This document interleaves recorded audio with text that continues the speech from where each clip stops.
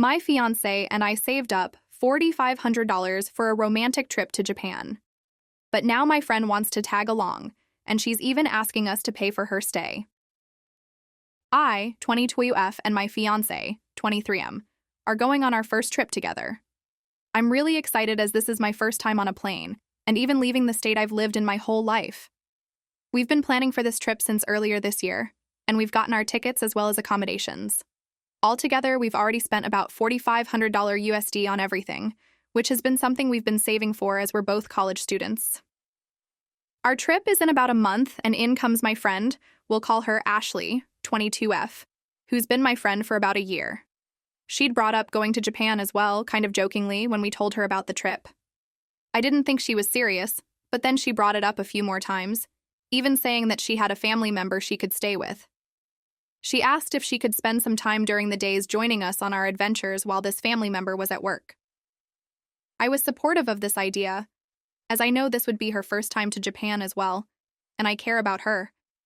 However, all of a sudden, she told me she wanted to get the tickets, but her family member no longer would have space for her to stay. She wants to know if she can stay in our accommodations and join us on our flight back home. I let her know that our accommodation has strict rules against having more than 2 people, and there's only one small bed in this studio. She said she'd be fine sleeping anywhere on the floor or couch, etc. I told her that I'd feel more comfortable if we didn't chance a fee or getting in trouble in general, as I really just want a comfortable stay. I told her that we're still willing to spend time with her during the day, and I began sending her accommodations in her budget. I was hoping this would be enough. Instead, she's just asking if we can cancel our accommodations and pay for larger accommodations that can have a bed for her as well. Mind you, she's not saying she will help us pay for the more expensive accommodation or anything else for that matter. She simply just wants to stay with us and for us to pay for a different accommodation. It seems like no matter what I say, she just keeps trying to manipulate me into letting her stay with us. This is also hard because I know my fiancé and I really wanted this to be a romantic trip for us both, as we likely won't be able to afford another for a few years as we finish school. I'm just stuck on what to say or do, and if I'm the asshole here. Should I be okay with my friend staying in our accommodation and joining in on our trip? Update 1. So, update on the whole Japan trip situation, because things have gotten even crazier than I thought they would. I honestly didn't expect this kind of escalation, but here we are. After the last convo with Ashley, where I politely, I thought, told her that we really couldn't have her staying in our room and that we wanted to keep the trip as our little romantic getaway, I figured that would be the end of it. Like, okay, it's awkward, but she gets it, right? Wrong. A few days later, Ashley calls me out of the blue. She says she's been thinking about what I said, and she still thinks it's weird that I don't want her staying with us.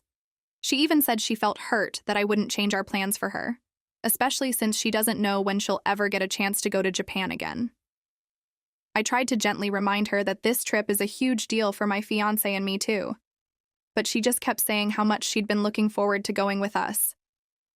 I kept trying to let her down easy, but she started guilt-tripping me, saying stuff like, "Well, I guess our friendship isn't as close as I thought, and I just thought you'd want to share such an amazing experience with me." At this point, I'm already feeling kind of bad, but also just frustrated. She kept pushing, and I felt backed into a corner. So I finally just blurted out that, hey, she can still go to Japan if she wants, but we're keeping our plans the way they are, and she'd have to find her own place to stay. I sent her a list of nearby hotels that were way cheaper than ours, trying to make it clear that we weren't budging on this. I figured that'd be it, she'd take the hint and back off. But then, I kid you not, the next morning, I wake up to like 3 missed calls from her and a long text saying she's already looked at the hotels I sent her. She said she'd found some decent ones, but kept dropping hints that she still thought it would be way more fun if we all stayed together. Like, at this point, I'm thinking, how many ways do I have to say no before she just lets it go? Then comes the kicker. She tells me she went ahead and bought her plane ticket to Japan. Not only that, but she actually sent me the itinerary. Her flights match ours almost exactly. She's flying on the same day as us, even on the same airline, with barely an hour difference between our flights. I was honestly kind of stunned, like, did she really just go ahead and book her trip thinking that would force us to include her? I asked her why she'd done that without checking in with us first, and she said something like, "Oh, I just knew you'd come around." Now we're all going to Japan together, just like we talked about. I was honestly kind of speechless. I tried explaining again that we wanted our own space, but she brushed it off, saying she's sure it'll all work out and that everything happens for a reason.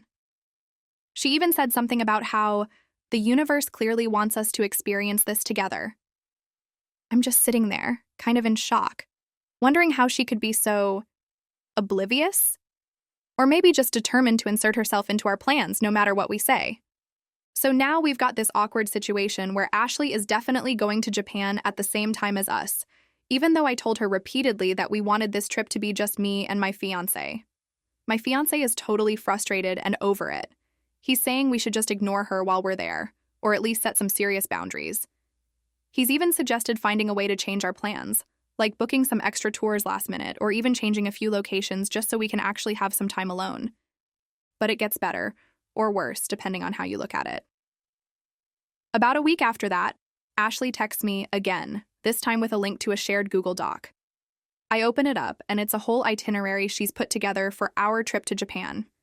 She's listed out places she thinks we should visit, even adding stuff to our itinerary that we hadn't planned on.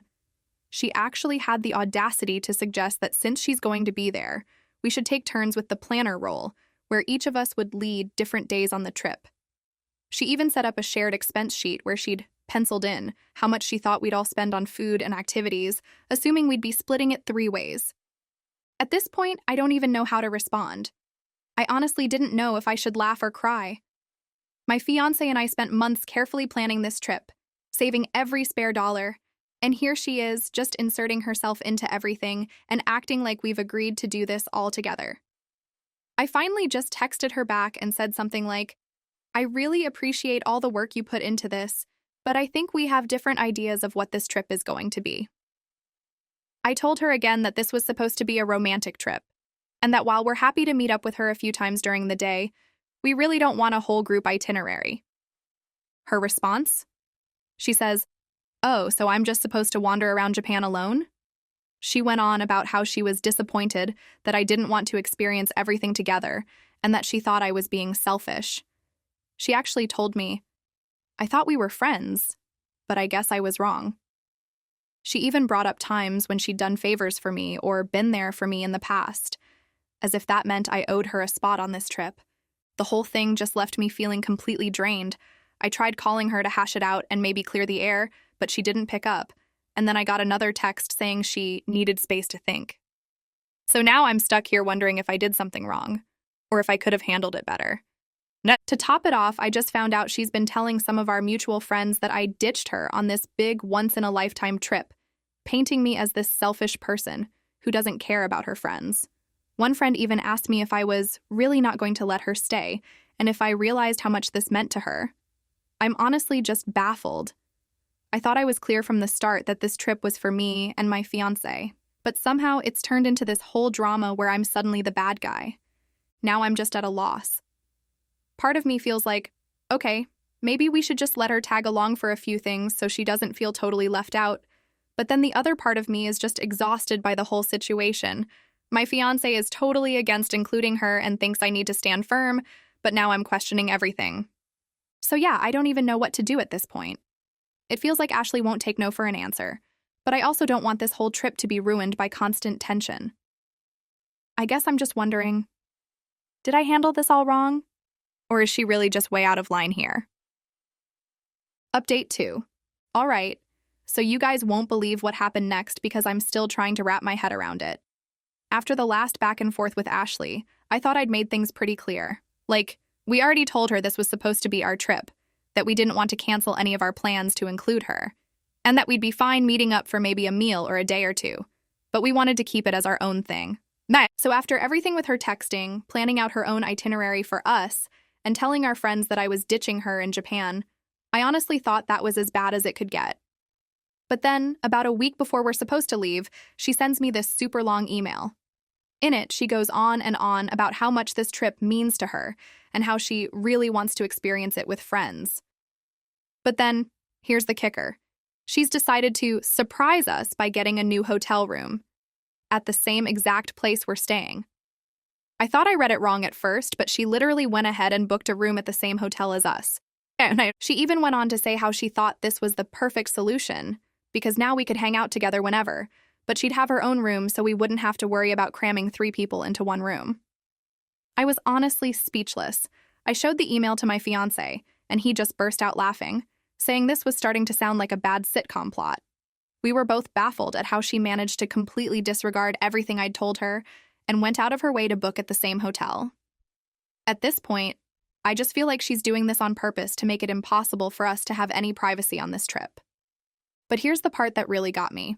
So, a couple of days after I got that email, she posts a picture on her social media with the caption, "Can't wait for the trip of a lifetime with my amazing friends." And she tagged me and my fiancé. I hadn't even told her I was okay with her getting the hotel room, and she's already putting it out there like it's set in stone. I had people DMing me asking when we're leaving, what places we're planning to visit, and if they could get travel tips from us since Ashley made it sound like we're going on this big, happy group adventure. I just felt weirdly trapped, like she'd forced me into this situation where it would be rude to say anything else. After a lot of back and forth with my fiancé, I decided to bite the bullet and just lay everything out one last time. I called her up and tried to stay calm, explaining that while it's fine if she's going to Japan, we're not there as a group, and we're not planning to spend all our time together. I said we still wanted to keep it romantic, just the 2 of us, and that I wasn't really okay with how she booked at the same hotel without talking to us first. She got super defensive and said, "Well, you didn't own the hotel, and I have every right to book wherever I want." She kept pushing, saying stuff like, "You're making such a big deal out of this. I'm only a few doors away, not in your room." I could feel myself getting angrier, so I just took a breath and repeated as calmly as I could that we were still planning on sticking to our own schedule, and we didn't want to change our itinerary. She said she respected that, but kept dropping hints like, "Oh, but I hope you'll at least let me know what you guys are up to so I don't feel totally left out." I mean, it was kind of insane. How many ways do I have to say, this isn't a group trip? So fast forward to the day we're leaving. We get to the airport, and guess who's waiting right at the check-in counter? Yep, Ashley. I swear she must have been there for hours because we were early and she was already set up, waving at us like it was all part of the plan. She came over, beaming, and said, "Isn't this great? Now we can all go through security together." My fiancé shot me a look like, is this really happening? We managed to get through the flight without too much trouble since we weren't seated near each other, but the whole time I couldn't shake this feeling that things were about to get even weirder once we actually landed. And of course I was right. No. So we finally get to the hotel and we're trying to check in. But when I give them my name, the receptionist gets this weird look and says, "Oh, so sorry, but we actually have a note here that your reservation was upgraded to a larger suite with more beds. I hope that's okay." I was just standing there, stunned. We'd specifically booked a small studio, just enough for the 2 of us. I asked them how that happened, and they said it was added by another guest with the same arrival date. I looked over at Ashley, and she was just grinning, like she thought she'd done us this huge favor. She actually went ahead and called the hotel in advance to upgrade us to a bigger room, so she'd have space to crash. I don't even know how she convinced them to change the reservation when she wasn't even the one who booked it in the first place. I pulled her aside and asked her what the heck she was thinking, and she just looked at me like I was the crazy one. She goes, "Oh, I thought you'd be happy. Now we can all hang out comfortably. I was just trying to be considerate." She actually expected us to thank her for hijacking our reservation like that.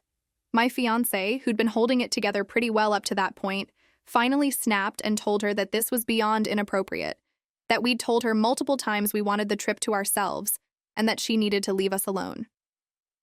Ashley looked genuinely shocked, like she hadn't seen it coming, even though we'd been hinting at it for weeks. She started getting teary-eyed and said, "I don't understand why you're being so mean about this. I thought we were all friends." At that point, I felt a mix of anger and guilt, but my fiancé just said, "We're done here," and asked the receptionist to move us back to a smaller room if possible. Luckily, the hotel was super understanding and moved us to a different room. Ashley ended up storming off, probably upset that her surprise didn't go as planned. But here's where it gets even more surreal. Later that evening, I got a text from one of our mutual friends back home. Apparently, Ashley had already posted a photo from the hotel room suite, captioned, surprise trip with the best friends ever. She made it sound like we were there, happily sharing this suite with her. I was completely floored. Now I'm just getting bombarded with messages asking why I abandoned her in Japan and why I was being so cold when she'd gone out of her way to make the trip fun for all of us. And now I'm stuck wondering if I handled this wrong. But at the same time, I feel like I've been crystal clear from the start. I don't even know what to do or how to deal with this when we get back. So yeah, I think that's it. I'm at a loss here. At this point, should I even try to salvage the friendship, or is this way too far gone?